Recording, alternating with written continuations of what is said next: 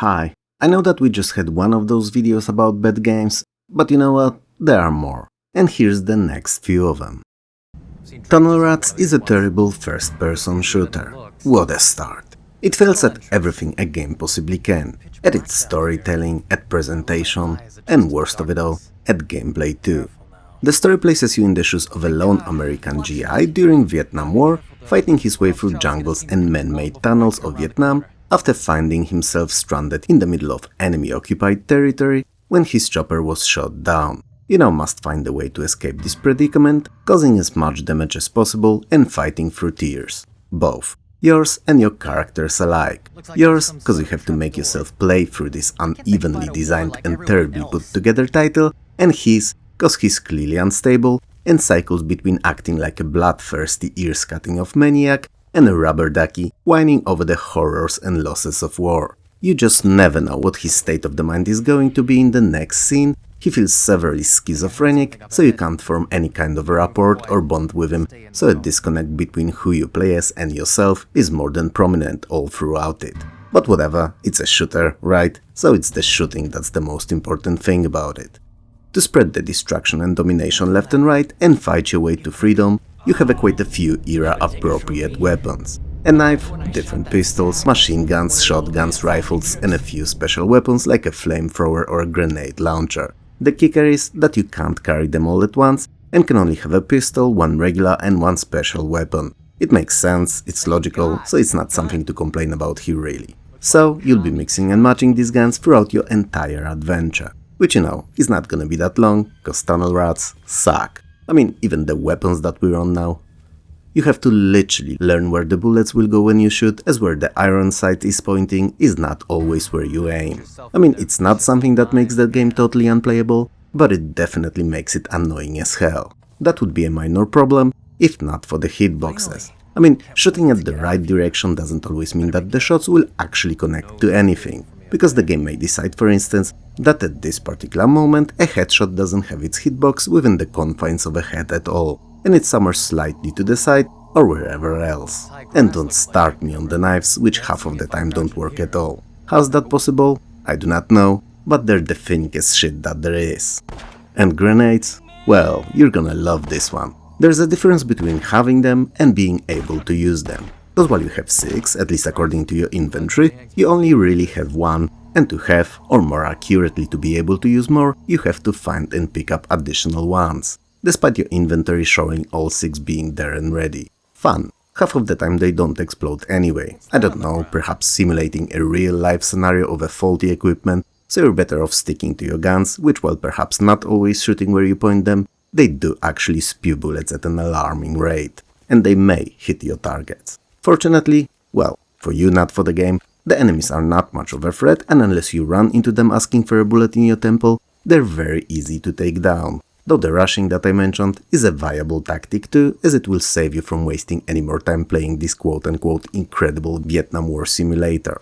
To even up the odds, however, the devs place tons upon tons of traps around the levels so that you would not have it too easy. I mean, they are mostly super easy to find, but there is so many of these tripwires attached to grenades, spiky pits, spongy sticks and the likes that you're bound to miss one every now and then, sending you back to the last checkpoint.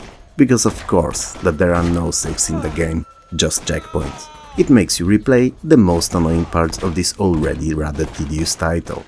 There are no general objectives in the game and you only ever get minor ones from time to time, but some of them don't even have to be completed to progress, and as long as you reach the level end, it is considered done. Tunnel Rats' graphics are not terrible, but they're the blandest and most boring set of low-poly objects and repeatable, mostly brown or green textures that you've ever seen. Sure, there are games that look worse, but I dare you to go through this waste of hard disk space and not fall asleep. And yeah, I know, it's a shooter, but you'll still be yawning and looking for a way to position yourself more comfortable to doze off anyway. All in all, while technically speaking there are no game-breaking bugs in Tunnel Rats, it's a game that would be better off scrapped mid-development and then remade from ground up. Preferably by some other development team, one that understands that the games are supposed to be fun to play. Not funny necessarily, but definitely fun. You know, as in opposed to sleep-inducing. So, avoid it, cause you're not gonna be enjoying it. I can forgive a lot. I really can. I'm known of being able to find something to enjoy and appreciate in the titles that most find unbearable. I mean, I'm one of literally 3 people on the Northern Hemisphere who enjoyed Mass Effect Andromeda. The second person is my best bud, and there's one dude in Alaska but we've long lost contact. But while I'm really understanding and can turn a blind eye into a thing here and there, you just can't look away when everything is broken. Well, nearly everything, cause one thing that can't be taken away from the adventures of Rocky and Bullwinkle and friends, it can be completed, played from the start to end, even if it's gonna be really boring. But let's start from the beginning. Rocky and Bullwinkle, which I'm going to be calling this third from now on, not to repeat its longest title every single time, is based on the cartoon of the same title. It's a very generic platformer, spawned into existence for the sole purpose of squeezing out as much Christmas money as it was possible from the grandpas and grandmas buying gifts for their NES-playing grandkids. It released during a holiday period in 1992 to cash in on the shopping chaos, and given Rocky and Bullwinkle's undeniable low quality, it was the best move that the publishers could have made. Well, the second best. The first was to kill this thing in the pre-design stages and never let it reach the early beta. Still, it released, and because of that, we have a title to talk about today. According to the game's story, Bullwinkle is the lost Earl of Moosechester, and a huge, nay, gigantic inheritance is awaiting him right there in England. So, Bullwinkle and his heterosexual life partner Rocket J. Squirrel, who also happens to be a real-life squirrel, will have to travel from their party house in Frostbite Falls, Minnesota to England to claim the riches. Naturally, if that was it, we would have ended up with a racer, which funny enough might have turned out to be a better game. So to keep it platforming, 2 of the animated series antagonists are present, Boris Badenov and Natasha Fatale. They aim to steal the inheritance for themselves. How do they plan to do that? I have no clue, but I suppose their presence was required for the game to quote-unquote make sense. On the first glance, the presentation is very off-putting. Most of the screens are either showered in various shades of grey, with bits of color pushing through an odd sprite here and there, and those that do have a couple more tones to them still look as if they were designed by a blindfolded, broken-armed 5-year-old using MS Paint while suffering from high fever. So they vaguely resemble what they're supposed to represent, only simplified to the absolute extreme. Sprites, aside from using a very limited palette, are pretty nice and something I will mostly not complain about here at all. Overall, however, even keeping in mind NES's limited power and hardware capabilities, Rocky and Bullwinkle look like something that was released in a prototype stage, with placeholders instead of most assets. Music and sounds are no better, I'm afraid, but whatever, it's not the presentation in the end that makes the great game, it's the gameplay, right? And ladies and gentlemen, it sucks too. The game is divided into 5 incredibly generic feeling and truthfully super boring stages of mostly sideways fare, populated by numerous different enemies, most of which seem to be randomly added and have nothing to do with the story. But that's not the worst thing about them, not even close really. The worst easily is their programming, because some of them just spawn on top of you, like snakes tend to do every now and then, and others are so tall and constantly spitting projectiles that avoiding them is nigh impossible. And neither of our heroes that you can switch between at will, I must add, is equipped to deal with this efficiently. So, throwing bombs at them is one of the strategies, but having those bombs hit and connect is completely another. You can also try to ram them with Bullwinkle's antlers, but that naturally costs you hit points. Why? Excellent video game design, that's why. But worry not, unfitting to our heroes as attacks enemies are the least of the troubles here, cause we also have the controls, which are just fantastic. I mean, the response time between what you press on a pad and what happens on the screen is so long that you could brew a pot of tea, make sandwiches and take a small poop.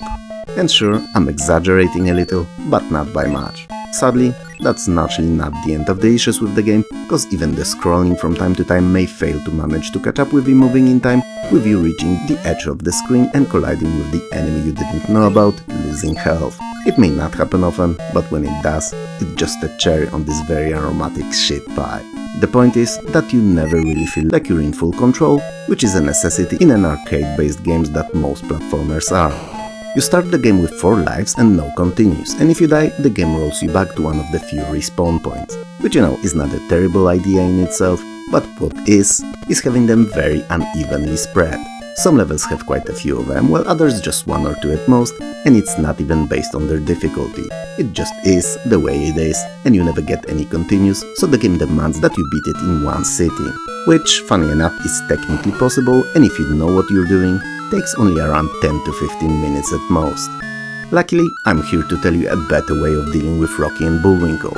You take the card, you light it on fire and forget that it ever existed. And that's what Rocky and Bullwinkle should be, forever forgotten. Erased from the cards of video gaming history, never to be played again. I have a very mixed feelings about Total Recall on NES. On one hand, it's one of the closest to the source material movie tie-ins on the system, with its sequences spread over 9 levels replicating the movie pretty darn well. But on another, it's terrible and not worth your time. Yes, as simple as that. So while at least we know that the devs did so the movie, it's still a bit upsetting that they brought this disappointment into existence. And even more so that it was Interplay who'd done it, and they were some of the best devs on the PC scene. Anyway, if you've not seen the same titled 1990s blockbuster with Arnold Schwarzenegger, go and do it. It's a sci-fi classic and a lot of fun. A film that is as full of action as it is full of thought-provoking questions and interesting concepts. Arnold plays an everyday Joe in it, a construction worker to be precise, living his best life somewhere on Earth in peace and happiness. Only not really. An unpredictable turn of events reveals that his entire life may be a lie, his memories are erased, replaced or gated from access by the despotic government operating the Mars colony. And given that the game closely follows the plot of the source material, this is precisely the background to your not too great of a video game adventure. So, you shoot your way through both planets, Earth and Mars, seeking your past, your real self, and fighting for the Red Planet's future.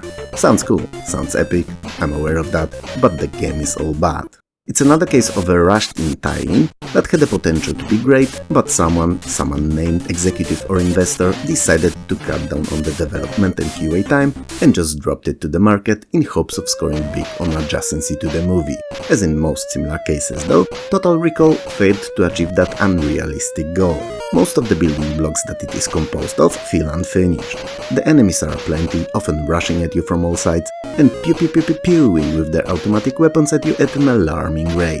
All you have is a punch, and sometimes a gun, but I wouldn't bank on it.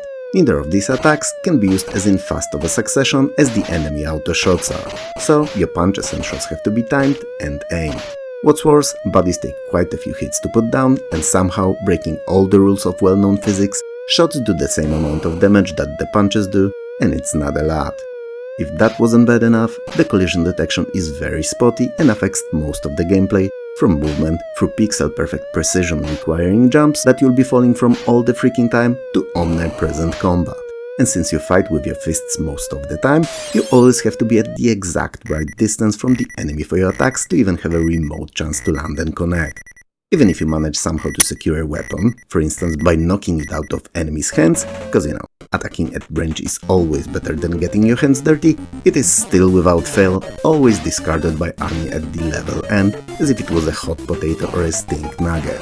And the enemies I mentioned, well, other than the occasional one or two of them here and there, somewhat reminding you of someone from the movie, are a random mixture of ill-fitting characters and objects. So you'll fight against drones, lasers, skeletons, yes, you heard that right, I said skeletons, cats, boomerang-throwing Aussies, and randos with torches, among others. It's a mixture like no other, and one that looks like it's using assets discarded by other failed releases. The most well-known of all the bodies that you get to tackle is a bearded little person in a pink suit.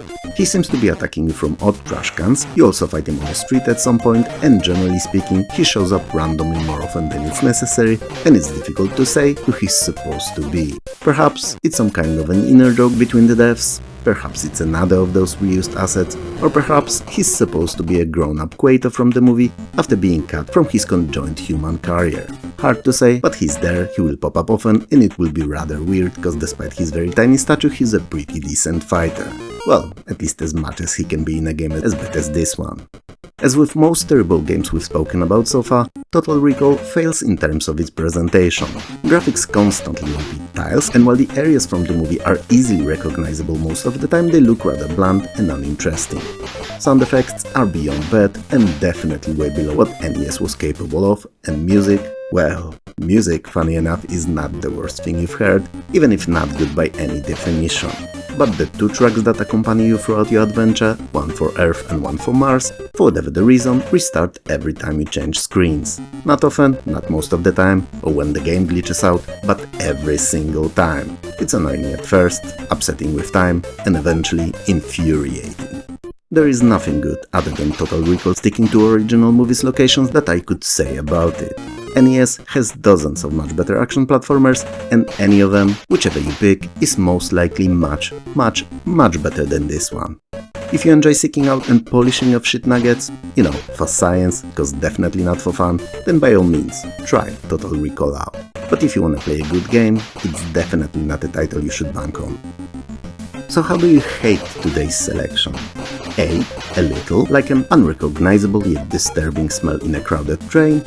B, a lot, like stepping in a fresh, hot and steaming dog turd. C, with a passion of a failed ballet dancer looking at her destroyed by the oh-so-terrible shoes feet.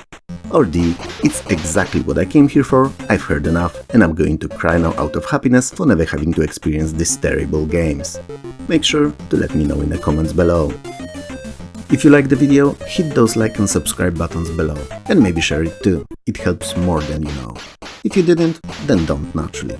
It was fun talking to you as usual, and I'll see you, or more accurately, talk to you very soon.